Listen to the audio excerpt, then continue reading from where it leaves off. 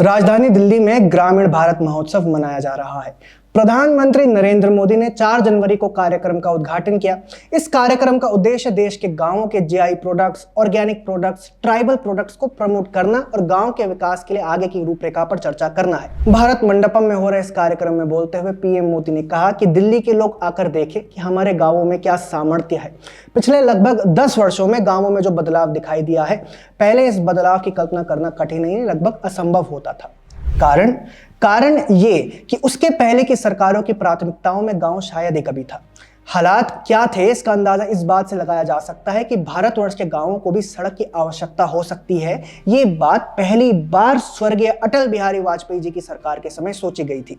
जी हाँ, हमारे जो कम आयु के जो दर्शक हैं ये सुनकर थोड़े दंग रह जाएंगे कि गांव का सामर्थ्य हो या उसकी समस्या, ये दोनों बातें वाजपेयी जी की सरकार के पूर्व की सरकारों की प्राथमिकताओं में थी ही नहीं। आज हम देश के गाँवों में जो सुविधाएं देख पा रहे हैं उसकी कल्पना 20 वर्ष पूर्व तक करना बहुत मुश्किल था। तो गंवई भारत आज जब आज की सरकार की प्राथमिकता में ऊपर दिखाई देता है, तब आइए आपको आज दिखाते हैं कि ग्रामीण भारत कैसे बदल रहा है। जैसे हमने आपको बताया कि गांव को सड़क की भी जरूरत होती है, ये बात पहली बार सन 2000 में अटल जी की सरकार ने महसूस की थी। उससे पहले की सरकारों ने कभी ये तक भी नहीं सोचा कि गांव को रोड की भी जरूरत होती है। पूरा गंवई भारत पगडंडियों पर चलता था और हमारी सरकारें भी। ये बात और है कि गांवों के लिए पगडंडियों पर चलना मजबूरी थी और सरकारों के लिए पगडंडियों पर चलना शायद उनकी प्राथमिकता। मजे की बात यह है कि गांव के नाम पर सबसे ज्यादा राजनीति कांग्रेस पार्टी और उसके नेताओं ने चमकाई। प्रतीत होता है कि कांग्रेस पार्टी की जो ये रणनीति थी कि भाषणों में गांवों की बात करो, गांव पर कविता, शायरी और शेर सुना दो, गांव का जो नॉस्टैल्जिया है उसे एक विषय बना दो, लेकिन गांव में विकास मत करो, गांव में काम भी मत करो। आज भी कांग्रेस का यही रवैया दिखाई देता है। नहीं तो आप बताइए, गांव के लोगों को शौचालय की भी जरूरत होती है, इस पर क्यों किसी और सरकार ने कभी इतने बड़े स्तर पर विचार और काम नहीं किया। साल 2014 में प्रधानमंत्री बनने के बाद पीएम मोदी ने इस विषय पर काम किया, जिस पर लुटियन दिल्ली के कांग्रेस नेता बात करने में भी नाक बंद कर लेते थे। पीएम मोदी ने वही बात लाल किले की प्राचीर से कही और उसके लिए युद्ध स्तर पर काम किया, और उसी का परिणाम है कि जुलाई 2024 तक यानी लगभग 9 साल में 12 करोड़ से ज्यादा शौचालय मोदी सरकार ने बनाए हैं। इससे पहले बिना शौचालय के गांव की महिलाओं को कितना अपमानित होना पड़ता था, इसकी शायद हम कल्पना भी नहीं कर सकते। लेकिन टॉयलेट एक प्रेम कथा फिल्म का ये दृश्य कुछ हद तक इस बात का अंदाजा देता है। अब थोड़ा सा और आगे बढ़ते हैं। अटल जी ने गांव के लिए सबसे पहले सड़क का विचार किया। पीएम मोदी ने उसे आगे बढ़ाया और पिछले 10 साल में लगभग 4 लाख किलोमीटर सड़क का निर्माण गांवों में किया गया है। इसके साथ ही पिछले 10 वर्ष से मोदी सरकार आधारभूत सुविधाओं को गांव में पहुंचाने और मजबूत करने का काम करती दिखाई दे रही है। पीएम आवास योजना ग्रामीण के अंतर्गत ग्रामीण क्षेत्र में लगभग 3.2 करोड़ घरों की स्वीकृति दी गई। इसमें से 2.7 करोड़ घर बनकर तैयार हो गए हैं। गाँवों में 1.5 लाख से ज्यादा आयुष्मान आरोग्य मंदिर बनाए गए हैं। पीएम किसान सम्मान निधि के जरिए हर साल किसानों को 6,000 रुपए दिए जा रहे हैं। प्रधानमंत्री गरीब कल्याण अन्न योजना के जरिए पिछले कई वर्षों से मुफ्त अनाज भी दिया जा रहा है। रुको जरा, सब्र करो।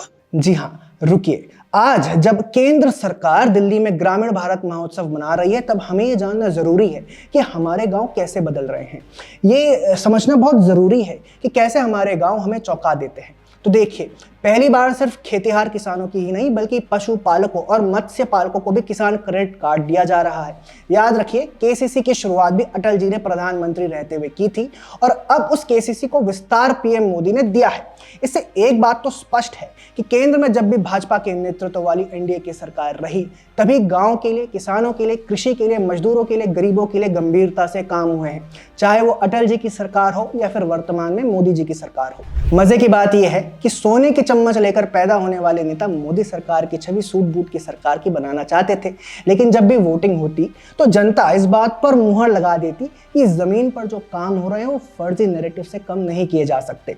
जब काम होते हुए दिखता है तो लोग किसी झांसे में नहीं आते, कोई प्रोपेगेंडा काम नहीं करता। इसका सबसे बड़ा उदाहरण हाल ही में हुए हरियाणा और महाराष्ट्र विधानसभा का चुनाव है। राजनीति में जिन्हें शहजादा कहा जाता है, राहुल गांधी ने अपनी सारी ताकत लगा दी। हरियाणा के खेतों में जाकर फोटो भी खिंचवाए, धान की पौध को भी हाथ में पकड़ा, वीडियो भी बनाए। इतनी जुगत लगाने के बाद भी जब नतीजा आए तो सब पीआर धरा का धरा रह गया कि किसानों के लिए, गांव के लिए केंद्र सरकार ने जो काम किए हैं उन पर लोगों ने वोट डाले और भाजपा विजयी हुई। आप विचार कीजिए कि पहले की किसी सरकार ने कभी सोचा ही नहीं था कि महिला को स्वयं सहायता समूह के जरिए ही आर्थिक तौर पर आत्मनिर्भर बनाया जा सकता है। और सिर्फ आत्मनिर्भर नहीं बल्कि लखपति बनाया जा सकता है। केंद्र सरकार ने 1 लाख से ज्यादा गांव की महिलाओं को लखपति बना दिया है और इस आंकड़े को 3 लाख तक ले जाने का लक्ष्य है। ऐसी तमाम योजनाएं हैं जो गांव की तस्वीर बदल रही है। जैसे जल जीवन मिशन योजना के तहत हर घर तक नल से जल पहुंचाने का काम किया जा रहा है। आज लगभग 80% ग्रामीण घरों तक नल से जल पहुंचाया जा रहा है। पीएम फसल बीमा योजना से बारिश या फिर सूखा जैसी परिस्थितियों में किसानों को मुआवजा दिया जा रहा है। डीएपी और दूसरी खाद न सिर्फ आसानी से उपलब्ध है बल्कि डीएपी के दाम ना बढ़े इसलिए इस पर सब्सिडी भी बढ़ाई जा रही है। स्वामित्व योजना के तहत लोगों को इस जमीन का मालिकाना हक दिया जा रहा है जिस पर वे रह रहे हैं। इसके साथ ही मुद्रा योजना, startup India, stand up India जैसी योजनाओं से युवाओं को रोजगार के तमाम अवसर प्रदान किए जा रहे हैं। कितनी योजनाएं हम आपको बताएं। गांव-गांव में ऑप्टिकल फाइबर पहुंचाया गया है। डिजिटल कनेक्टिविटी के मामले में गांव कहीं से भी शहरों से पीछे नहीं है। और सिर्फ डिजिटल कनेक्टिविटी ही क्यों, एसबीआई की एक रिपोर्ट बताती है कि गांव और शहरों के बीच में मासिक प्रति व्यक्ति उपभोग व्यय के अंतर में उल्लेखनीय गिरावट आई है। ग्रामीण और शहरी क्षेत्रों के बीच में पहले उपभोग व्यय का अंतर 88.2% था, अब यह घटकर 69.7% हो गया है। एसबीआई की रिपोर्ट और भी कई महत्वपूर्ण विषयों पर बात करती है, जैसे ग्रामीण भारत में गरीबी कितनी कम हुई, कैसे लोगों की खरीद शक्ति बढ़ी है। इस पर हमने एक विस्तृत वीडियो बनाया है, डिस्क्रिप्शन में उसका लिंक है। अगर आपको देखना है तो आप नीचे जाके देख सकते हैं। हम आगे बढ़ते हैं। ऐसा नहीं है कि ग्रामीण भारत के लिए कांग्रेस पार्टी ने काम नहीं किया, बहुत काम किया है। जैसे कि यही कि उन्होंने गरीबी हटाओ का नारा दिया। नारा तो ऐसे दिया मानो नारे से ही गरीबी हटेगी। आज भी कांग्रेस के युवा नेता राहुल गांधी गरीबी हटाने जैसे तमाम नारे देते दिखाई देते हैं, बस रोड मैप पेश नहीं करते और ये भी नहीं बताते कि जिस रोड मैप से सरकार गरीबी कम कर रही है उसमें क्या कमियां हैं। खैर, कंस्ट्रक्टिव क्रिटिसिज्म की उम्मीद राहुल से क्या करना, उन्हें तो शायद बस ये करने की आदत है। वाह, क्या एक्टिंग कर रहा है। दोस्तों, आज देश के सीमावर्ती गांवों को वाइब्रेंट विलेज योजना से विकसित किया जा रहा है। देश के अंतिम गांव को प्रथम गांव का दर्जा दिया गया है। हर घर सिलेंडर पहुंचाकर चूल्हे के धुएं से महिलाओं को मुक्ति दी गई है। स्वयं सहायता समूह और बैंक सखी जैसे तमाम तरीकों से महिलाओं को ग्रामीण अर्थव्यवस्था से जोड़ा जा रहा है। ये सब ऐसे काम हैं जिनकी कल्पना भी कभी लोगों ने नहीं की थी। आप स्वयं सोचिए, स्वतंत्रता के बाद से कभी किसी ने नहीं सोचा कि गांव के लोगों को बैंकिंग सिस्टम से जोड़ा जाना चाहिए। 2014 के बाद पीएम मोदी ने जनधन योजना के जरिए देश के 50 करोड़ से ज्यादा लोगों को बैंकिंग सिस्टम से जोड़ा और इससे कैसे बदलाव आया वो हम हर दिन देखते हैं। उन्हें बैंक अकाउंट में डीबीटी से सरकार पैसे भेजती है और जितने भेजती है उतने लोगों को मिलते भी हैं। दरअसल कांग्रेस का गवर्नेंस मॉडल नारा प्रधान मॉडल था। कांग्रेस ने गरीबी हटाओ जैसा नारा देकर गरीबी हटाने का प्रयास किया तो अनुशासन ही देश को महान बनाता है जैसा नारा देकर देश में भ्रष्टाचार मिटाने का प्रयास किया।